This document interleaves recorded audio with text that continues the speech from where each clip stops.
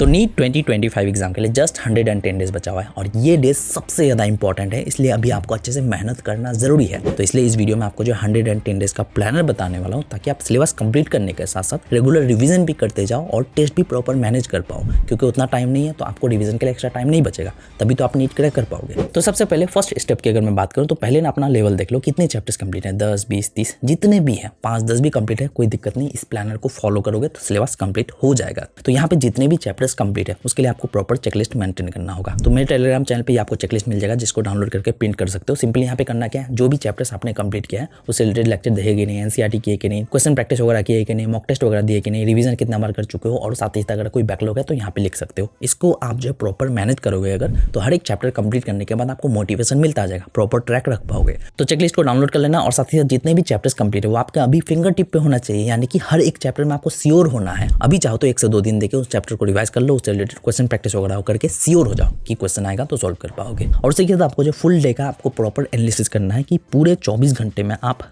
कहाँ इन्वेस्ट करते हो, कहाँ वेस्ट करते हो। जहाँ वेस्ट करते हो उसको आपको अभी जो इन्वेस्ट करना है, टाइम वेस्ट बिल्कुल नहीं करना है। 13, 14, 15 आवर्स रेगुलर स्टडी करना ही होगा, टाइम बिल्कुल नहीं है। अब उसी के साथ कुछ इंपॉर्टेंट चीज, चैप्टर कंप्लीट करने के लिए यहाँ पे आपको जो लेक्चर देखना है जो कि आप वन शॉट के थ्रू ही करोगे। अभी उतना टाइम नहीं है कि डिटेल लेक्चर करने जाओ। लेक्चर देखने के बाद आपको जो है नोट्स या फिर एनसीईआरटी पढ़ना है। ये पढ़ने के बाद आपका कॉन्सेप्ट क्लियर हो जाएगा। फिर जो आप सॉल्व एग्जाम्पल्स देखोगे अगर आप फिजिक्स या फिजिकल केमिस्ट्री कर रहे हो, otherwise direct question practice and PY quiz करोगे। जो क्वेश्चन सॉल्व नहीं हो रहा है उसका प्रॉपर एक्सप्लेनेशन देखना है, सॉल्यूशन देखना है, गलती क्या हो रहा है वो देखना है। फिर जो भी पढ़े आज उससे रिलेटेड आपको जो प्रॉपर रिवीजन करना है सोने से पहले। अब यहाँ पे टेस्ट भी अटेम्प्ट करते रहना होगा वीकली बेसिस पे, जो कि आपका 5 टेस्ट होगा। टेस्ट को एनालिसिस भी करना है, रिवीजन भी करना है। ये आपको ना करना पड़े, क्या करना है आगे बताता हूँ। और साथ ही साथ अपने मिस्टेक्स को भी देखना है, अपना प्रोग्रेस भी नोट करते रहना होगा। टेस्ट कैसे मैनेज कर सकते हो आगे बताता हूँ। अब साथ ही साथ अगर मैं सिलेबस कंप्लीट करने का तरीके की अगर मैं बात करूँ तो देखो, यहाँ पे आपका मैटर नहीं करता कि कितने चैप्टर्स कंप्लीट है कितने नहीं। यहाँ पे आपको जो है अपना टारगेट रखना है कि 60 चैप्टर्स कंप्लीट करना है, 65 करना है, ठीक है। उन सबको कंप्लीट करने की कोशिश करना है। जितना कंप्लीट हो चुका है वो आपको लिस्ट बना लेना है।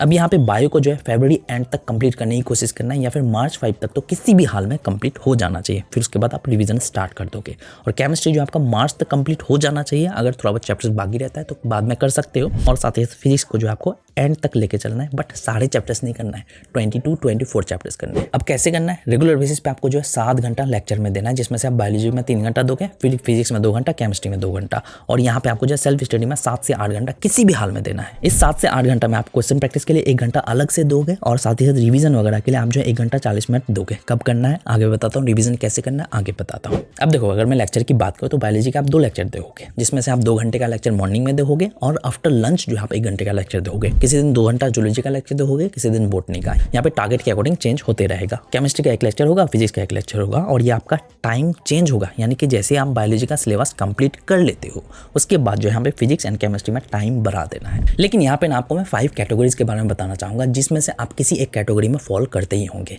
पहला कैटेगरी वो जो अब तक सिलेबस अच्छे से कंप्लीट कर चुका है, रिवीजन भी प्रॉपर तरीके से स्टार्ट कर चुका है, सब कुछ स्मूथली चल रहा है। दूसरे कैटेगरी के वो स्टूडेंट जो सिलेबस तो कंप्लीट कर चुका है लेकिन रिवीजन और टेस्ट अब तक अटेम्प्ट नहीं किया है। और तीसरे कैटेगरी के वो स्टूडेंट जो अभी स्टार्ट किए हैं लेकिन एनसीएस से स्ट्रगल कर रहे हैं, सिलेबस समझ में नहीं आ रहा है। फोर्थ कैटेगरी के वो स्टूडेंट जिनके पास प्रॉपर प्लान नहीं है कि कब क्वेश्चन प्रैक्टिस करना है, कब टेस्ट देना है, कैसे सिलेबस कंप्लीट करना है, कुछ समझ नहीं आ रहा है। और फिफ्थ कैटेगरी के वो स्टूडेंट्स जो कंप्लीट ड्रॉपर है, यानी कि उन लोगों को सिलेबस का नॉलेज है, अच्छा खासा सिलेबस भी कंप्लीट कर चुका है, लेकिन उन लोगों को फेलियर का डर लग चुका है, जिस वजह से प्रॉपर स्टडी नहीं हो पा रहा है। तो अगर आप इनमें से लास्ट 4 कैटेगरी में से किसी में भी बिलोंग करते हो तो इस चीज में आपको हेल्प कर सकता है मेमोनीट। तो मेमोनीट ने लास्ट 4 मंथ्स का प्लानर रिलीज किया है, जो कि आपको स्टडी में काफी ज्यादा हेल्प कर सकता है, जिसमें आपको जो प्रॉपर स्टडी प्लान के साथ साथ ब्रह्मास्त्र टेस्ट सीरीज भी मिल जाएगा, और साथ ही साथ कुछ एक्स्ट्रा फीचर्स भी मिल जाएगा, जिसके बारे में आगे बात करता हूँ। लेकिन ब्रह्मास्त्र टेस्ट सीरीज में आपको टोटल जो 36 टेस्ट मिलने वाला है, जिसमें से आपको जो 26 पार्ट टेस्ट मिलने वाला है और 10 फुल लेंथ टेस्ट मिलने वाला है। तो उसको जो आप इसी प्लानर के अकॉर्डिंग मैनेज कर सकते हो। कैसे?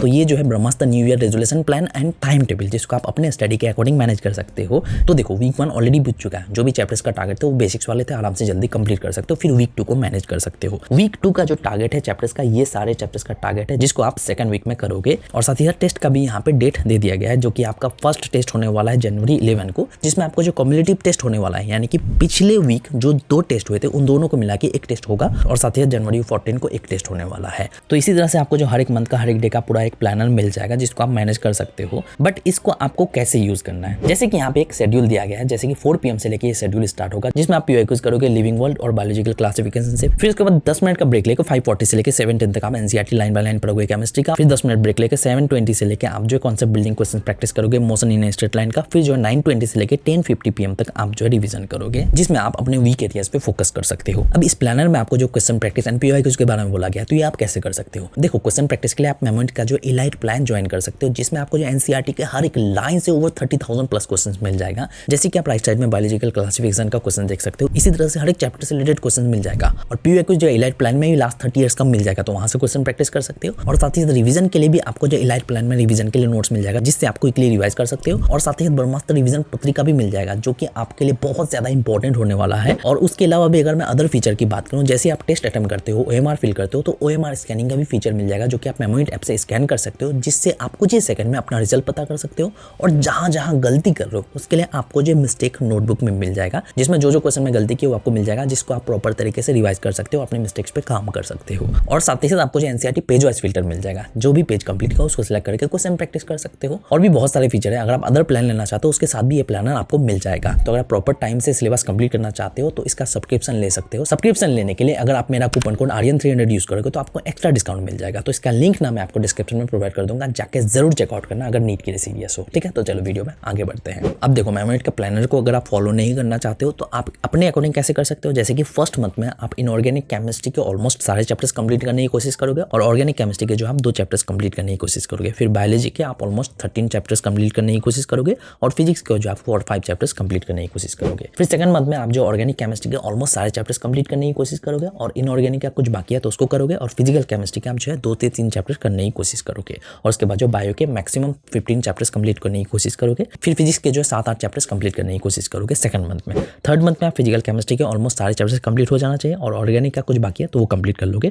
और बायोलॉजी आपका ऑलमोस्ट तो कंप्लीट हो जाएगा, जिसके बाद जो आप प्रॉपर रिवीजन करोगे मार्च से ही, राइट। उसके बाद जो फिजिक्स के आपका जो ऑलमोस्ट 20 चैप्टर्स थर्ड मंथ तक हो जाना चाहिए। फिर फोर्थ मंथ में आप फिजिक्स के मैक्सिमम चैप्टर्स ही करोगे, सारे चैप्टर्स कंप्लीट करने की कोशिश करोगे रिवीजन के साथ। और बायोलॉजी रिवीजन आपका चलता रहेगा, और केमिस्ट्री रिवीजन चलता रहेगा। तो इस तरह से करोगे तो सिलेबस कंप्लीट करने में इशू नहीं होगा, और रिवीजन भी होता जाएगा। अब यहाँ पे अगर मैं रिवीजन की बात करूँ, तो रिवीजन आपको डेली ऑल्टरनेट डेज पे और वीकली बेसिस पे करते जाना होगा, क्योंकि एग्जाम के लिए कम टाइम है। सिलेबस कंप्लीट करने के बाद रिवीजन के लिए मौका नहीं मिलेगा। तो कैसे करना है? देखो, डेली जो करोगे वो होगा आपका एक्टिव रिकॉल, जिसमें आप 40 मिनट्स देकर रिवाइज करोगे, जो कि आप फ्लैश कार्ड्स या फिर शॉर्ट नोट्स के थ्रू कर सकते हो। यानी कि आज जो पढ़े उससे रिलेटेड आप जो है रिवाइज करोगे शॉर्ट नोट्स या फिर फ्लैश कार्ड्स के थ्रू। फिर जो आप ऑल्टरनेट यानी कि स्पेस्ड रिपीटेशन करोगे, यानी कि आप रेगुलर बेसिस पे अर्ली मॉर्निंग 1 घंटा दोगे रिवीजन के लिए। इसमें आप रिवीजन क्या करोगे? पहले जो पढ़ चुके हो, यानी कि परसों जो पढ़े थे या फिर उससे पहले जो पढ़े थे, उसको आप रिवाइज करोगे, जो कि होगा स्पेस्ड रिपीटेशन, जिसको आप question practice and short notes के थ्रू रिवाइज कर सकते हो। और वीकली बेसिस पे आप जो है 5 से 6 घंटा देके पैसिव रिवीजन करोगे। यहाँ पे सिंपली करना क्या है? पिछले 6 दिन में जो पढ़े उसको आप नोट्स के थ्रू, एनसीईआरटी के थ्रू या फिर वीडियोस के थ्रू रिवाइज कर सकते हो। रिवीजन वाले वीडियोस आपको यूट्यूब में बहुत सारे मिल जाएंगे। अगर आप रिवीजन का प्रॉपर डिटेल जानना चाहते हो, ऑलरेडी मैंने एक वीडियो बना रखा है, उसको जाके देख सकते हो। अब यहाँ पे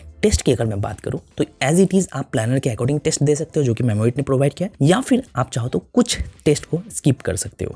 जैसे कि आपका चैप्टर्स का टारगेट कितना होगा? 60 से लेकर 65। कुछ चैप्टर्स होंगे जो आपको पढ़ने की जरूरत नहीं है, और साथ ही तो वीकली वहाँ पे 2 टेस्ट है, जिसमें से आपको जो है सिर्फ एक ही टेस्ट अटेम्प्ट करना है वीकली बेसिस पे। 2 मिला के 1 टेस्ट दे सकते हो, तो आपको उस तरह से मैनेज करना है। और यहाँ पे एनालिसिस का तो कोई टेंशन नहीं है, क्योंकि एनालिसिस की वहाँ मिल जाएगा, वहाँ पे मिस्टेक नोटबुक मिल जाएगा, और जो भी मिस्टेक करो उसको रिवाइज कर सकते हो, कोई इशू नहीं है। अब यहाँ पे शेड्यूल की अगर मैं बात करूँ, तो शेड्यूल आपका स्लॉट वाइज होना चाहिए। मॉर्निंग से लेकर नून तक, आफ्टरनून से लेकर इवनिंग तक, इवनिंग से लेकर नाइट तक, इस तरह का आपका शेड्यूल होना चाहिए, जिसमें आप कब क्या पढ़ोगे आगे बताता हूँ। बट संडे को थोड़ा डिफरेंट होना चाहिए, यानी कि अर्ली मॉर्निंग 1 से 2 घंटे का लेक्चर दोगे, फिर आप जो है रिवीजन करोगे 6 घंटा देके, जो भी पिछले 6 दिन में पढ़े। फिर जो आप टेस्ट अटेम्प्ट करोगे, टेस्ट अटेम्प्ट करने के बाद जो भी गलती की उसको रिवाइज करना है। रिवीजन करने के बाद सोने से पहले 2 घंटा आपको एटलीस्ट लेक्चर के लिए देना है, जिसमें आपका कोई डाउट है तो वो क्लियर कर सकते हैं। अब शेड्यूल कैसा होना चाहिए? देखो, 7 घंटा लेक्चर के लिए दोगे, लेकिन मॉर्निंग में आप जो 2 घंटा बायोलॉजी के लेक्चर दोगे, फिजिक्स के लिए आप 2 घंटा लेक्चर के लिए दोगे। फिर आफ्टर लंच जो है 1 घंटा बायोलॉजी के लेक्चर के लिए दोगे, जिसमें आप जूलॉजी और बॉटनी कर सकते हो। फिर जो आप केमिस्ट्री के लिए इवनिंग में दे सकते हो। उसके बाद जो है लेक्चर कंप्लीट करने के बाद प्रॉपर वैसे और भी अच्छे से क्लियर करने के लिए एनसीईआरटी तो पढ़ोगे, जो कि आपको प्रॉपर कॉन्सेप्ट क्लियर करने में हेल्प करेगा। फिर जो आप कुछ ही क्वेश्चन प्रैक्टिस करोगे लेक्चर कंप्लीट करने के बाद। लेक्चर कंप्लीट करने के बाद 1 से 1.5 घंटे में आपका प्रॉपर वहीं से कॉन्सेप्ट एनसीईआरटी वगैरह पढ़ने में हो जाएगा। फिर जो आप इवनिंग में सोने से पहले 1 घंटा देके क्वेश्चन प्रैक्टिस करोगे। पूरे दिन में जो भी पढ़े उससे रिलेटेड क्वेश्चन प्रैक्टिस करना है, तो ये स्पेशल टाइम दोगे। फिर जो क्वेश्चन सॉल्व नहीं हो रहा है, जो भी पढ़े पूरे दिन में, उसको जो आपको प्रॉपर रिवाइज करना है। अब अगर आप मेमोइट के प्लानर के अकॉर्डिंग ही टाइम टेबल को मैनेज करना चाहते हो, मॉर्निंग से लेके आप आफ्टरनून तक, यानी कि 3:30 PM तक आप जो है अपना शेड्यूल फॉलो करोगे, जिसमें आप लेक्चर वगैरह दोगे। फिर जो है आप मेमोइट के प्लानर या फिर शेड्यूल को फॉलो कर सकते हो, जिसमें आप जो है कुछ टाइम को अपने अकॉर्डिंग मैनेज करना है, कुछ चेंजेस करना है और अपने अकॉर्डिंग स्टडी कर सकते हो। तो कुछ इस तरह से अभी मैनेज करके आप नीट क्रैक कर सकते हो, सिलेबस कंप्लीट कर सकते हो, रिवीजन वगैरह भी होते जाएगा।